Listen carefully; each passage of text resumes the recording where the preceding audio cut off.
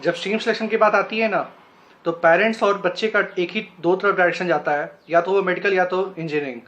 जब इंजीनियरिंग की बात आती है तो मोस्टली परसेंटाइल ये देखा गया कि 100% 80% तो इंजीनियरिंग वो लोग बीटेक करना चाहते हैं या टेक्निकल कुछ पढ़ना चाहते हैं, और जो हमारे 20% आते हैं उसमें कुछ पर्टिकुलर जनरल स्टडीज करना चाहते हैं।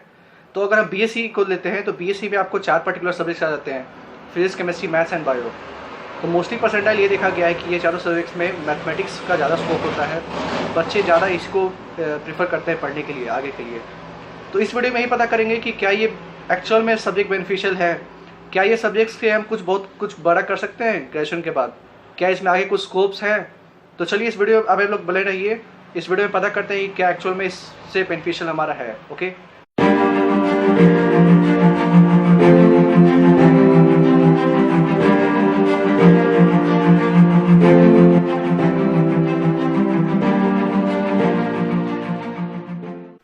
ओके, सो इस वीडियो में हम बात करने वाले थे कि बीएससी मैथमेटिक्स के बाद एक्चुअल में क्या क्या स्कोप्स है। तो मैंने बहुत रिसर्च करके बनाया है, बहुत रिसर्च सर्च किया है, गूगल पे किया है, बहुत कुछ किया है। तो मैंने देखा कि स्कोप्स तो इतने सारे भरे पड़े कि मैं इस वीडियो में सब कुछ उसमें बात करूंगा, हर कोर्स की मैं पर्टिकुलरली बात करूंगा। ओके, तो हम बिना टाइम वेस्ट के स्टार्टिंग से बात करते हैं। तो आप शुरुआत कर देखोगे तो आप स्क्रीन पे भी देख रहे होगे, पहला कोर्स जो आता है वो है MCA, मतलब मास्टर इन कंप्यूटर एप्लीकेशन। तो ये बेसिक कोर्स है, ये मोस्टली स्टूडेंट्स वो लोग जाते हैं जो कोडिंग की तरफ उनको ज़्यादा इंटरेस्ट है, या उनको लैंग्वेज पढ़ना ज़्यादा इंटरेस्ट है, कंप्यूटर लैंग्वेज में ज़्यादा इंटरेस्टेड है। तो मोस्टली स्टूडेंट्स ये MCA कर सकते हैं। MCA आपको स्कोप है BSc मैथमेटिक्स के बाद, ठीक है। तो MCA करने के लिए आपको ये तो है कि कोई आपको अच्छे कॉलेज से पढ़ना पड़ेगा, कोई प्रेस्टिजियस कॉलेज से पढ़ना पड़ेगा। जैसे कि आपको एग्जाम्पल में आप देख रहे हो कौन कौन कॉलेज आ सकते हैं, जैसे IITs हो गए, BHU हो गए, और एक निमसेट का एग्ज़ाम होता है, यही MCA के मतलब कॉलेजेस के लिए एंट्रेंस के लिए एग्ज़ाम होता है निमसेट करके। तो आप ये 3 चीज़ यहाँ देख रहे हो। ओके, दूसरी बात जो आती है वो है MBA, नहीं तो PGDM। अब MBA तो आप लोग जान रहे हो, मास्टर्स इन बिजनेस एडमिनिस्ट्रेशन, और PGDM उसका छोटा भैया है, लाइक आप समझ लो। PGDM मतलब है कि post graduate diploma in masters. तो ये दोनों बेसिकली कोर्स, MBA तो आपको 2-3 साल का, या और PGDM आपको 1 से 2 साल का होता है। तो इसमें भी आपको प्रेस्टिजियस कॉलेज से ही करने बेनिफिशियल है कि आगे जाके अच्छे पैकेज पे आप सिलेक्ट हो सको, अच्छे पैकेज पे कमा सको, आप पैसा कमा सको। तो आप एग्जांपल में देख रहे हो कि क्या क्या MBA के लिए अच्छे अच्छे कॉलेज हैं अपने इंडिया में। तो जैसे कि आपको देख लो, IIMM है, FMS है, IITs है, और एक हमारा पर्टिकुलरली कैट का भी एग्जाम होता है MBA के लिए, जो बेसिकली आप सब लोग जानते होंगे। तीसरी बात जो आती है, तीसरा एग्जाम्पल आप देख रहे हो, तीसरी बात है आपको इंश्योरेंस कंपनी हमारे जो प्राइवेट चलते रहते हैं इंडिया में, जैसे कि अपने किसी चीज़ का भी इंश्योरेंस होता है। जो अपने सेल्स वाले फ़ोन करते हैं हम लोगों की, बेसिकली जो नॉर्मली फ़ोन्स कॉल आते रहते हैं, तो जो बंदे रहते हैं वो बेसिकली ये स्ट्रीम से भी आ सकते हैं। ये स्ट्रीम आप कर सकते हो, ये चीज़ का आप भी परस्यू कर सकते हो। तो ये नॉर्मल है।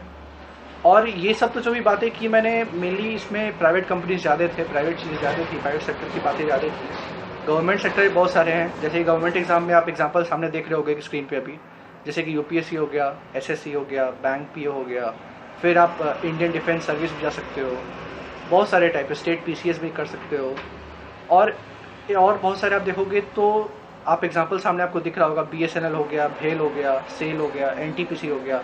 ये सब हमारे गवर्नमेंट इंडस्ट्रीज़ हैं, इसमें आप इजीली अप्लाई करके काम कर सकते हो। लेकिन सबके लिए मिनिमम रिक्वायरमेंट BSc मैथमेटिक्स में चाहिए होता है कि 65% से ऊपर होनी चाहिए आपको, ठीक है।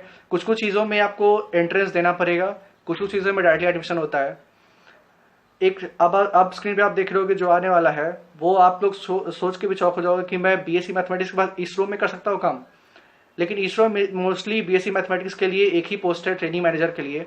ये थोड़ी छोटी पोस्ट है, लेकिन आप इसरो में काम कर सकते हो।